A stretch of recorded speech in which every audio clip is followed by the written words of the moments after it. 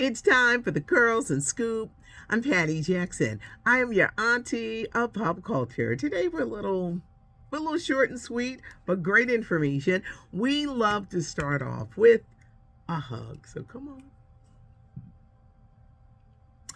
You know there are a lot of miserable people out there. They need hugs too. Yesterday I was talking about rapper Master P, and there's a big family feud that's being played out in public with him and his son, Romeo Miller. At one time, they were very close, and a lot of people wish that they would kind of, can y'all patch this up or don't make this feud so public? Master P has released a statement. He says, how come people are paying more attention to this family feud between me and my son than to my businesses? Master P is a smart businessman who has made a lot of money. He entered into the breakfast world and rices and cereals and has done very well. Matter of fact, he's like the most successful African American to venture into this. But he says no one wants to talk about that. They want to talk about this family feud. What is the family feud? His son, Romeo Miller, back in the day, he was known as Little Romeo, says that his dad can mourn publicly the death of a public figure, but what about your daughter who died from a fentanyl overdose? I think that the sister's dying really brought a wedge. Then there's the issue of how often should parents take care of their kids? Some parents are really explicit, like, you're a certain age, it's time for you to grow up. Some parents still hang on. Is it the parents' responsibility forever to take care of their children? When do you cut the strings? There's a lot of stuff, and I think a lot of it boils down to the death of the daughter who died from the drug overdose, because could she had been helped? You know, it's very hard when you're dealing with someone with addiction. You know, it may sound easy, like, oh, they can get help. No, because when you got that monkey on your back and you can't shake it, it's not a good thing. But she died. But we hope that the Miller family, Master P and Romeo, they can work it out. Yesterday, I was talking about Lori Harvey. Boy, she's going to have a hell of a 2023. She's on the cover of the latest issue of Essence magazine. And I posed the question, you know, she's Steve Harvey's daughter, but it's like, well, what has she done that she's this famous socialite?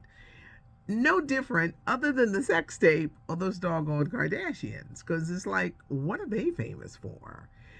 Yes, Lori is gorgeous. Obviously, their mom took her right under that wing, but she's living her life on her terms. And even though she is known for who she's dating, she says right now she's living her life on her terms.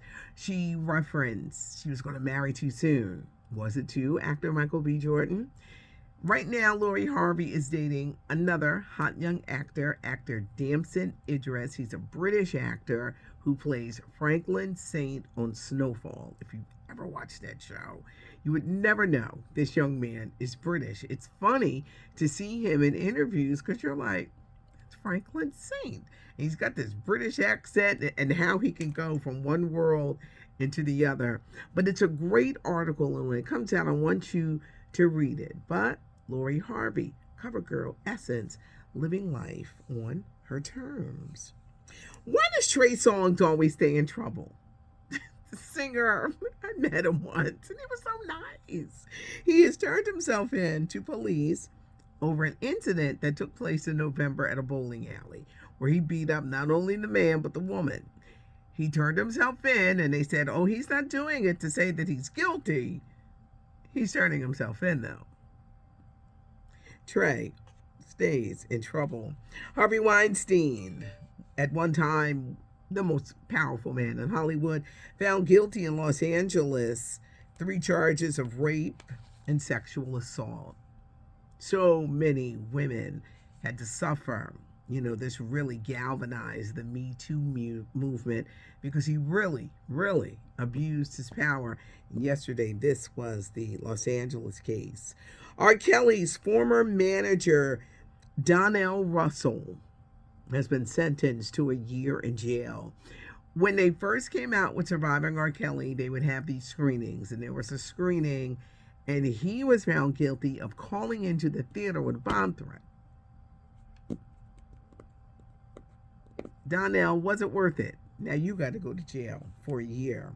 Big honor for Quinta Brunson, the Abbott Elementary star, West Philadelphia's own. She got a new honor. The New York Times has named her the breakout star of 2022. How many of you are excited about The Best Man, the final chapters? Streaming starts Thursday, Peacock Network. I know the centerpiece of being off and enjoying the holidays and cooking and everything else I got to do is making sure I get all 8 hours in. It's 8 1-hour episodes. Let's take you back because I got a little Best Man trivia for you. I write everything everywhere. Where'd you? Okay, it was right in front of me. Best Man first came out in 1999. Then there was a sequel, 2013. Now, 2022. The Best Man movie is the one that made Terrence Howard a star. His character, Quentin, he played that bad boy, you know, the one that your mama warned you about. And he burst on the scene. Matter of fact, now he says he's going to retire. But it made him a star, and it really, the careers of Anil Long, Sanaa Lathan, Morris Chestnut, Harold Perrineau, Taye Diggs, Regina Hall, Melissa D'Souza. What a cast. Neil Long. What a cast. Here's some fast facts. Malcolm Lee, who directed all of the Best Man series, sat down with Entertainment Weekly, and he let us know that Tracy Ellis Ross auditioned to be on the show. They passed. Regina King. She went on to win Oscars and stuff, but she auditioned for The Best Man. Originally, The Best Man, the concept, Will and Jada were approached about it as a possible thing that they could work together in, and it never happened. How did Candy by Cameo become this song that's played at every black wedding, black function, doing the electric slide?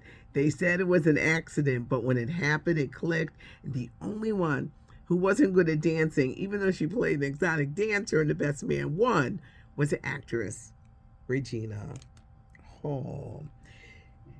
Back in 1999, he said that Michael Jackson wanted to write a song for the soundtrack, how Prince absolutely loved the movie. It was a phenomenon, and I think what was good was finally you could just see a movie with romance and, people aren't shooting each other and things like that, but adulting and being fun. This is going to be real funny because this new one, Best Man Final Chapters, they adults, and they're clearly, heading towards middle age and life's up and downs, being parents. I can't wait to see it because The Best Man has been a part of our lives. As we look ahead to the weekend, the Whitney Houston movie, I Want to Dance with Somebody, arrives in theaters. I think what's interesting about this, because I interviewed the actress Nafisa Williams. She's from Philly. I interviewed her today, and she's playing Robin Crawford. And she put some things into perspective for me. This movie is going to show the love they had, the love that they couldn't share with one another or show to the world years ago because it was just poo-pooed. Oh, no. You have to wonder, could Robin have saved Whitney? Because she loved Whitney for herself, not for what she had. Let's face it, at the end of Whitney Houston's life, she was surrounded by vultures. I still think she didn't have to die that fateful night at the Beverly Hills Hotel.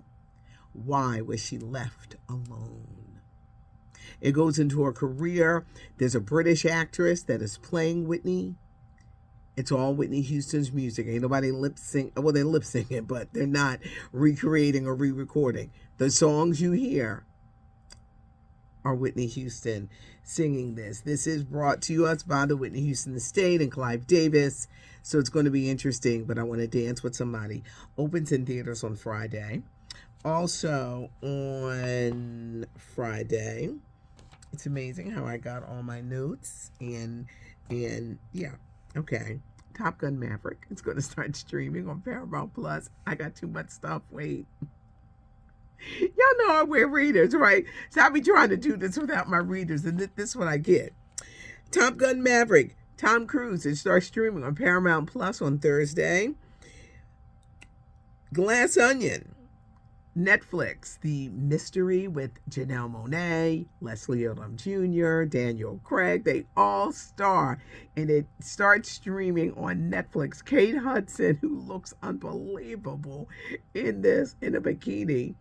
It starts streaming. If you love a mystery, you will love this. But there's a lot coming on. We're racing into a holiday weekend. On the East Coast, it's going to be bitterly cold. In the Midwest, they're getting a whole lot of snow. Wherever you are, be careful and hope it is a great holiday season. One final thing, ESPN, on their IG page, they had the best picture, Argentina winning the World Cup. Well, they had a drone go over the crowd in Argentina. I never saw so many people in my life. It was the most amazing shot of people celebrating and just having a good time. And I never realized the World Cup was as big as it was until I started getting into it. And it was huge. And congratulations, Argentina. All I could say was like, oh, amazing. I've just never seen anything so incredible. It's on the IG page of ESPN. This drone was like, subscribe to the channel. Please leave a comment. I'd love to hear from you. I was going to say, even the ones who are miserable. I can always tell when newcomers come to the channel because they be trying to be slick. And then you got to put them in their place. I'm like, can you just enjoy the damn channel and the information? Some people are just miserable. Why? Go on somewhere and stop being miserable. You have to be miserable. Be nice. You never know what somebody's going through. Leave a comment, give us a thumbs up, and subscribe to the channel. Why should you subscribe to the channel? Because you never want to miss a minute of anything that's going on. Thanks so much for joining me. It's not cute not knowing, and now you know. I'm Patty Jackson. I am your auntie of pop culture.